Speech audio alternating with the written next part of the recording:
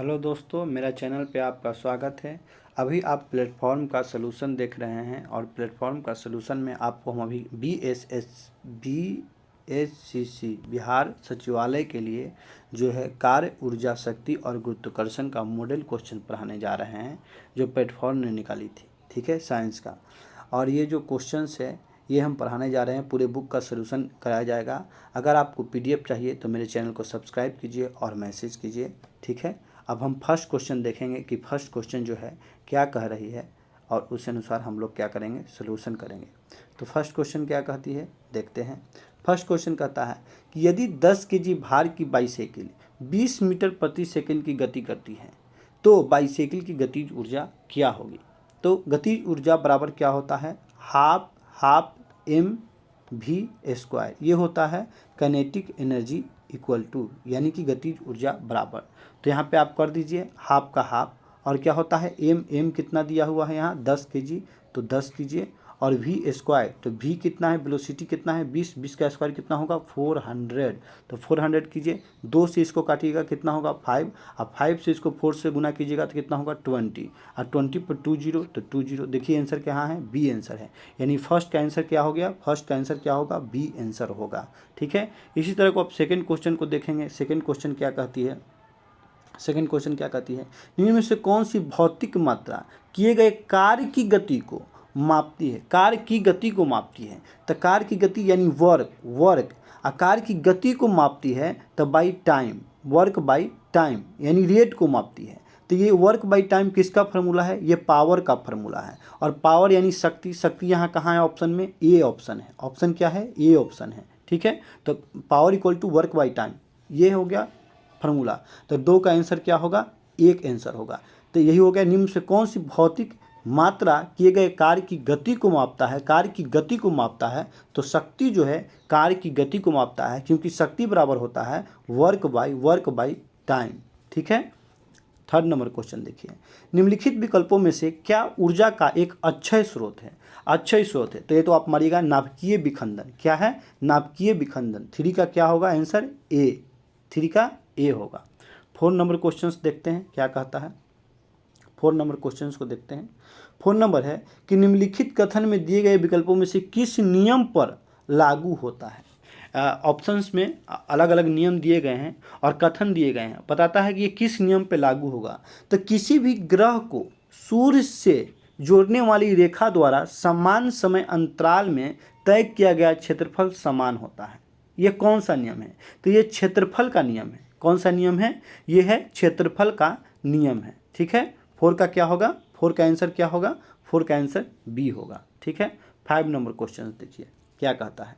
5 number question है कि भारतीय राष्ट्रीय उपग्रह प्रणाली इनसेट के बारे में निम्नलिखित में से कौन सा कथन सत्य नहीं है, कौन सा कथन सत्य नहीं है, यानी कि कौन सा कथन क्या है, गलत है। ठीक है, यानी ऑप्शन 4 है, 3 कथन क्या होगा, सही है, और 1 कथन गलत है। तो हमें गलत कथन को क्या करना है, चुनना है। तो देखिए चुनते हैं, वे मौसम पूर्वानुमान के लिए प्रयोजनार्थ डिजाइन किए गए थे, ये सही है, ये मौसम के लिए बनाया गया था। इनसे श्रृंखला के लिए यूरोपीय प्रक्षेपण यान का उपयोग किया गया, ये भी सही है 5 का। ठीक है, यहाँ ये वे संचार उद्देश्यों के लिए डिजाइन किए गए थे, ये भी सही है, सी भी सही है। इनकी शुरुआत 1979 में हुई थी, ये गलत है। क्यों, क्योंकि इनकी शुरुआत 1979 में नहीं, लगभग 82 ये सब में हुआ था, ये गलत है। तो 5 का आंसर क्या होगा, 5 का आंसर आपको होगा डी, 5 का आंसर क्या होगा, डी होगा, क्योंकि पूछा था कि कौन गलत है, सत्य नहीं है।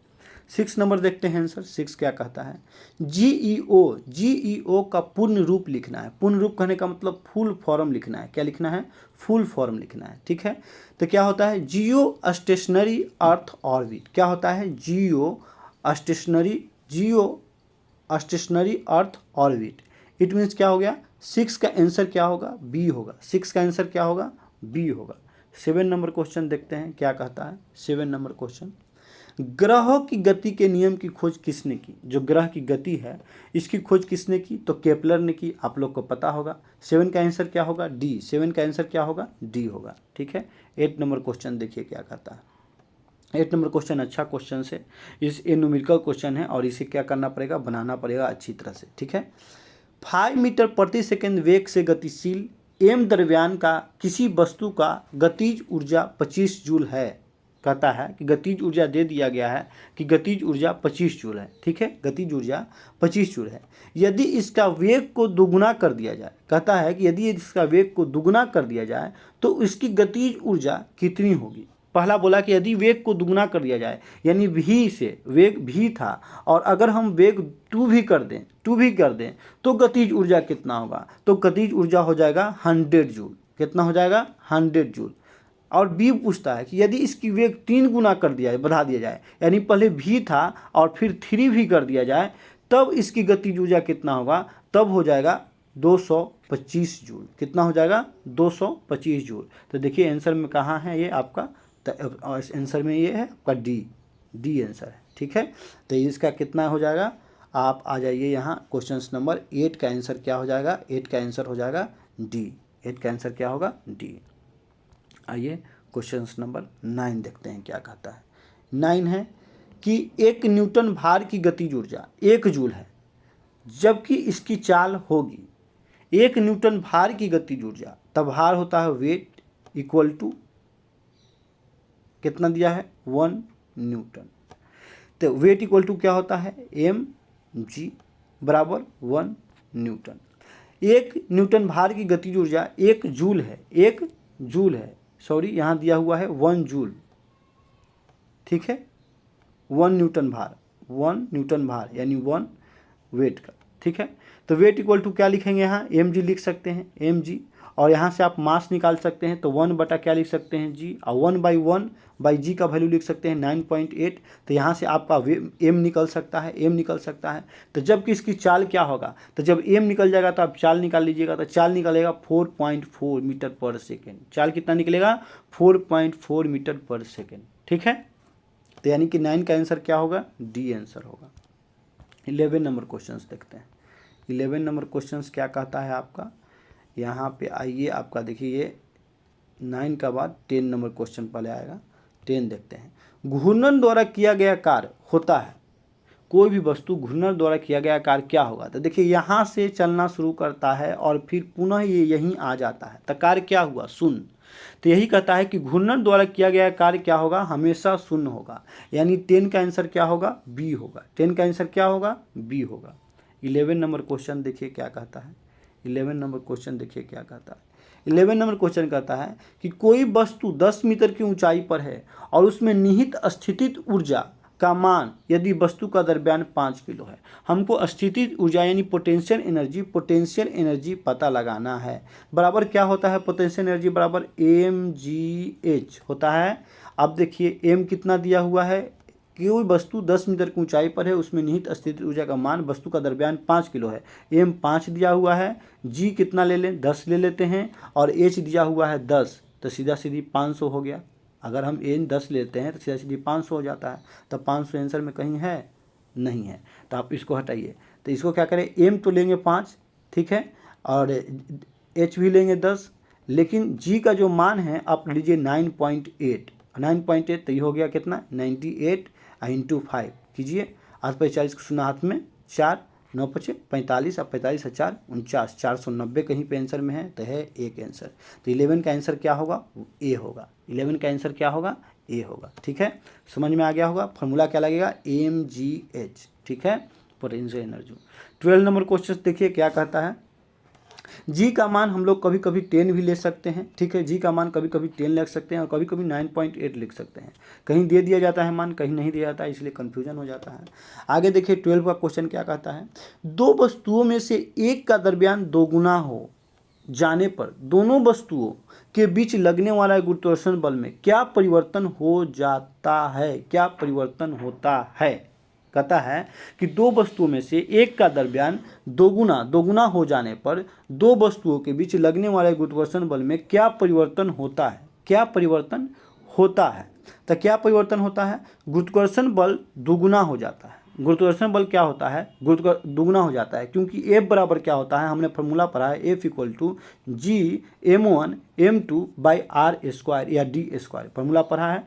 तो जब हम लोग करेंगे कि दो वस्तुओं के एक का द्रव्यमान दोगुना हो जाने पर दोनों वस्तुओं के बीच लगने वाले गुरुत्वाकर्षण बल पर क्या प्रभाव पड़ेगा, जब एक का मास दुगना करेंगे, आप फॉर्मूला पढ़ते हैं कि F बराबर Gm1m2/r², और इसका मास दुगुना कर देंगे तो ये फोर्स क्या हो गया, दुगना ना हो गया, तो फोर्स क्या हो जाएगा, दुगुना हो जाएगा। ठीक है, तो गुरुत्वाकर्षण बल का मान क्या हो जाएगा, दुगुना हो जाएगा। ठीक है, आगे देखिए 13 नंबर क्वेश्चन कहता है कि एक कुली अपने सिर पर 30 केजी का बोझ लेकर 5 मिनट तक खड़ा है और कुली द्वारा संपादित कार्य का मान होगा। कोई भी व्यक्ति कोई भी वस्तु को अपने सर पर लेकर खड़ा है, ठीक है, तो एंगल बना लेता है 90 डिग्री, क्योंकि स्ट्रेट लाइन में खड़ा है, और जब एंगल 90 डिग्री बना लेगा तो cos 90 का मान कितना होता है, 0 होता है।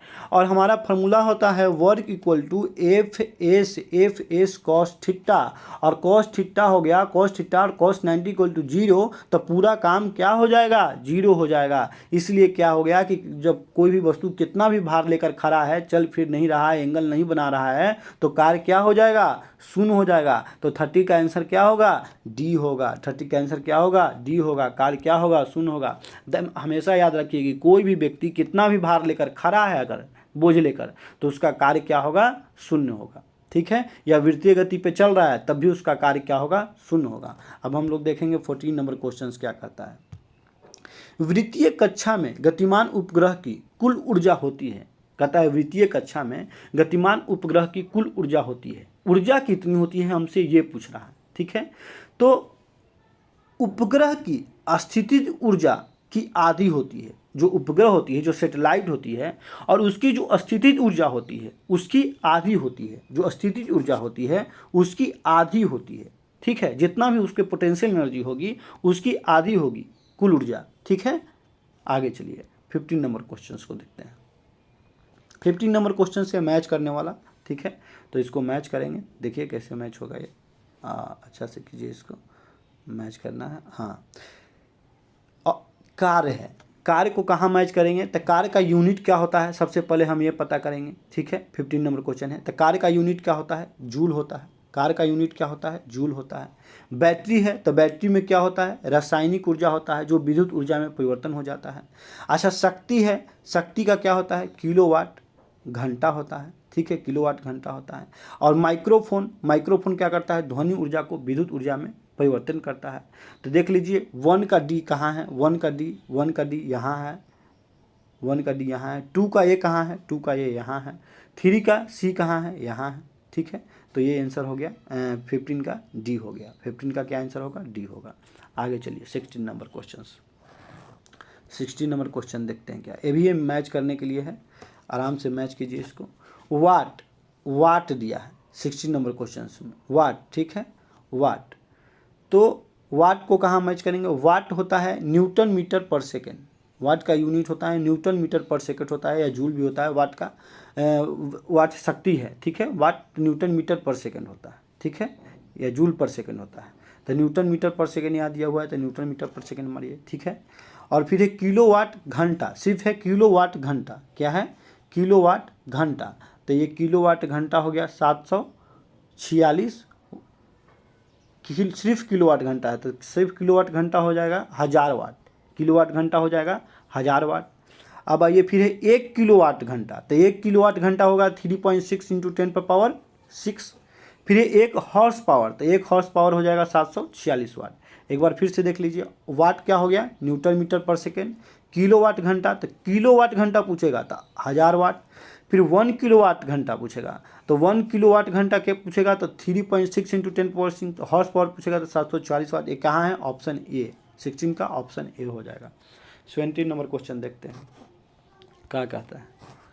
17 नंबर क्वेश्चन सही, ये देखिए, कहता है कि 17 नंबर क्वेश्चन कहता है कि जब एक उपग्रह पृथ्वी के चारों ओर 4000 किलोमीटर की त्रिज्या के ग्रह पथ में घूमता है तो गुरुत्वाकर्षण बल द्वारा किए गए कार्य की गणना कीजिए। अभी देखिए हमने क्या कहा कि जब कोई जहाँ से चलना शुरू करता है वहीं पहुँच जाता है तो कार्य क्या होता है, शून्य होता है।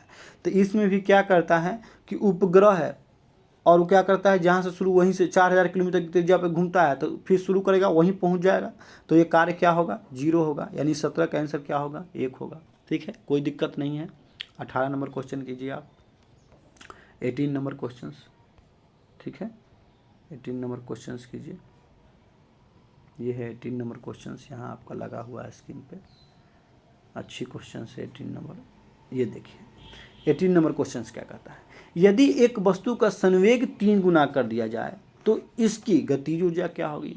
देखिए एक फार्मूला पढ़े होंगे कि kinetic energy equal to P² by 2m, पढ़े हैं आपने, जरूर पढ़ा होगा। तो क्या कहता है, यदि एक वस्तु का संवेग 3 गुना कर दिया जाए, तो संवेग क्या है, यही है ना, P संवेग है। अगर 3 गुना अगर इसको कर दें तो P था पहले, मान लीजिए पहले P था, अब हम इसको क्या करते हैं 3P कर देते हैं। अब यहाँ P का स्क्वायर यानी 3P का स्क्वायर, तो यहाँ क्या हो जाएगा 9P², 9P² हो गया। तो पहले क्या था P² बाई 2m था, अब 9P² बाई 2m हो गया, तो कितना हो गया 9 गुना हो गया ना, 9 गुना हो गया ना। तो अब आंसर में देखिए कितना हो गया, 9 गुना हो गया। तब आंसर में देखिए कहाँ है, 18 का 9 गुना आंसर में दे रहा है, तो मूल मान का 9 गुना हो जाएगा। यानी कि 18 का आंसर क्या होगा, 1 होगा। 18 का आंसर क्या होगा, 1 होगा। ठीक है, आगे देखिए, समझ के पढ़ना है, हड़बड़ाना नहीं है। अच्छा लगे तो चैनल को सब्सक्राइब कीजिए और अपने दोस्तों में शेयर कीजिए। इसमें से कौन सा अस्थितिज ऊर्जा का उदाहरण नहीं है। देखिए क्या कहता है, अस्थितिज ऊर्जा का उदाहरण नहीं है। एक बांध में संचित किया गया जल उदाहरण है, बोला उदाहरण नहीं है। एक संकुचित जल स्रोत है उदाहरण। उठाया हुआ हथौड़ा है उदाहरण। बहता हुआ पानी उदाहरण नहीं है, क्योंकि बहता हुआ पानी जो है काइनेटिक एनर्जी है। ठीक है, ये अस्थितिज ऊर्जा पोटेंशियल एनर्जी नहीं है, काइनेटिक एनर्जी है। ठीक है, तो ये आंसर क्या होगा, 19 का डी होगा। अब 20 नंबर क्वेश्चन देखिए क्या कहता है। आइए 20 नंबर क्वेश्चन है कि निम्नलिखित में गतिविधियों में किसमें अस्थितिज ऊर्जा पोटेंशियल एनर्जी को गतिज ऊर्जा में परिवर्तित करता है। यानी कि पोटेंशियल एनर्जी को गतिज ऊर्जा काइनेटिक एनर्जी में परिवर्तित करता है। एक पटाखे का विस्फोट, ऑप्शन ए है। एक टॉर्च को ऑन करना, ऑप्शन बी है। एक टॉर्च को ऑफ करना, ऑप्शन सी है। ऑप्शन डी है एक पेंडुलम का झूलना, तो ये होगा डी ऑप्शन, एक पेंडुलम को झूलना। यही है जो पोटेंशियल एनर्जी को गतिज ऊर्जा में कन्वर्ट करता है। बोलिए कैसे, जब पेंडुलम जो है अस्थिर होता है और उसमें फिर क्या होता है, गति होता है, तो कांस्टेंट से जब वो रुका होता है, स्टैटिक मोशन में होता है, फिर उसमें गति होता है, तो क्या होता है कि स्टैटिक से, यानी कि जब रुकी हुई होती है पोटेंशियल एनर्जी होती है, तो उसे काइनेटिक एनर्जी में मूवमेंट में चेंज होता है। तो यही होता है, पोटेंशियल एनर्जी से काइनेटिक एनर्जी में चेंज होता है पेंडुलम। ठीक है, पेंडुलम का झूलना। आइए देखते हैं 21 नंबर क्वेश्चन क्या कहते हैं। 21, भौतिक विज्ञान में किए गए कार्य का परिभाषित किया जाता है। कहता है कि भौतिक विज्ञान में जो कार्य है उसको हम लोग कैसे परिभाषित करते हैं। तो हम लोग जानते हैं कि भौतिक विज्ञान में जो साइंस में है, पढ़ना लिखना, ये सब को कार्य नहीं माना जाता है, वर्क नहीं माना जाता है। वर्क किसको माना जाता है, वर्क इक्वल टू माना जाता है F/s cos थीटा, यानी जिसमें फोर्स हो, डिस्प्लेसमेंट हो और प्लस थीटा हो, उसको हम लोग क्या करेंगे, मानेंगे कार्य। तो अब देखिए कि भौतिक विज्ञान में किए गए कार्य को परिभाषित किया जाता है। कैसे परिभाषित किया जाता है, किसी वस्तु पर क्रियान्वित बल जो वस्तु को विस्थापित नहीं कर पाता है, गलत बात है, विस्थापित करेगा तब कार्य माना जाएगा। विस्थापित वस्तु द्वारा, ये सही है, विस्थापित वस्तु द्वारा माना जाता है। ठीक है, माना जाता है। ठीक है, माना जाता है। आगे चलिए ऑप्शन देखते हैं। यहाँ से ऑप्शन अब है नहीं, आगे ऑप्शन होगा। यहाँ है ऑप्शन, देखिए यहाँ वस्तु पर क्रियान्वित बल। ठीक है, वहाँ क्या था, यहाँ बल हो गया और वहाँ क्या था, डिस्प्लेसमेंट था, हो गया। उपरोक्त सभी द्वारा, नहीं, ये भी नहीं वो भी नहीं, तो क्या हो गया बी और सी। तो बी सी कहाँ है, ए में, तो इसका आंसर क्या हो गया, ए हो जाएगा। ठीक है, आंसर क्या होगा 1। सिर्फ होगा फोर्स और डिस्प्लेसमेंट को ही हम लोग वर्क मारते हैं। वर्क इक्वल टू क्या होता है Fs। ठीक है, आगे चलिए 22 नंबर क्वेश्चन क्या कहता है, गतिज ऊर्जा में परिवर्तन क्या कहलाती है। गतिज ऊर्जा जो है 22 नंबर, उसमें परिवर्तन जो है क्या कहलाती है। तो गतिज ऊर्जा में परिवर्तन क्या कहलाती है, कार्य कहलाती है, वर्क कहलाती है। ठीक है, 23 नंबर क्वेश्चन को देखते हैं। पहाड़ से गिर रहे किसी पिंड में होती है। अब देखिए, पहाड़ से जब गिर रहे किसी भी पिंड होती है तो उसमें दोनों, हमेशा याद रखिएगा, दोनों गतिज ऊर्जा और स्थितिज ऊर्जा दोनों ऊर्जाएं होती है। कौन कौन, गतिज और स्थितिज दोनों ऊर्जाएं होती है। आइए 24 देखते हैं। 24 क्या कहता है कि यदि दो असमान द्रव्यमान में समान गतिज ऊर्जा होती है तो भारी द्रव्यमान होता है। भारी द्रव्यमान होता है। यदि दो असमान द्रव्यमानों में समान गतिज ऊर्जा होती है तो भारी द्रव्यमान होता है, तो भारी द्रव्यमान में कम गति होगा। अब याद रखिए, जो भारी द्रव्यमान होगा, जो भारी मास होगा उसमें कम गति होगा, जो हल्का मास होगा उसमें अधिक गति होगा। तो जो भारी द्रव्यमान है उसमें क्या होगा, कम गति होगा। तो 24 का क्या होगा आंसर, बी होगा। 24 का आंसर क्या होगा, बी होगा। 25 को देखिए, 25 क्या कहता है कि किसी वस्तु को एक निश्चित ऊंचाई से भूमि पर गिराया जाता है। एक निश्चित ऊंचाई से भूमि पर गिराया जाता है। जब यह भूमि पे को छूती है तो इसमें होगी, ऊंचाई से गिराया गया और भूमि को छू दिया, तब इसमें कौन सी ऊर्जा होगी, तो इसमें क्या होगी, गतिज ऊर्जा होगी। जब भूमि को छूगी तब कौन सी ऊर्जा होगी, गतिज ऊर्जा होगी। 25 का आंसर क्या होगा, बी होगा। ठीक है, अच्छा लगा है तो चैनल को सब्सक्राइब कीजिए और शेयर कीजिए। ये मॉडल सेट यहीं तक था, 25 क्वेश्चन था, प्लेटफॉर्म का सोल्यूशन था। और शेयर कीजिए, लाइक कीजिए, और PDF चाहिए तो कमेंट कीजिए। थैंक यू, आज यहीं तक।